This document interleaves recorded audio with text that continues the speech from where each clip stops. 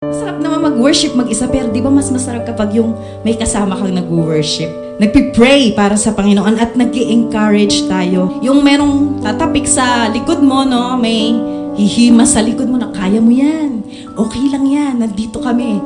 So, sa buhay ng isang tao, kaya naman natin na syempre sa grace, binibigay sa atin ng Panginoon. Pinipilit natin na gawin yung ating mga gawa. Pero sometimes, we feel yung parang we are so tired and we need someone na mag-i-encourage sa atin. Napakasarap sa isang iglesia o sa isang pamilya kung merong pagkakaisa. Kaya we are so blessed. We are so thankful and grateful sa Panginoon na ibinigay kayo ng Panginoon sa amin. Kasi we cannot do it on our own. We need each of you. Tinuturo kasi ng mundo, me. Ako muna. You must have the same attitude as Christ Jesus had. Ano ba yung character? Ano ba yung attitude ni Jesus? Di ba? Una muna tayo.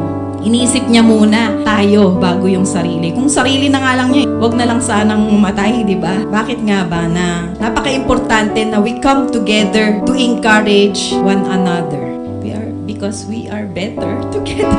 Isang Kristiyano daw, magpa-function lang effectively if they are part of a larger body. Siyempre nga naman, paano ka naman magpa-function kung wala ka naman sa body of Christ? Kung nakahiwalay ka, mag-isa ka lang. Bawa yung kamay, pinutol mo, nandun siya. Magpa-function ba siya?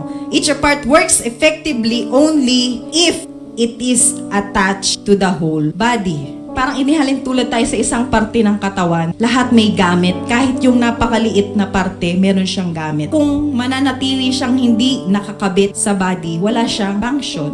So, ganun din tayo. Are we attached, connected? The whole body works effectively only if all members do their part. Ginagawa ba natin yung ating part? Why do we need to be together so we can encourage one another?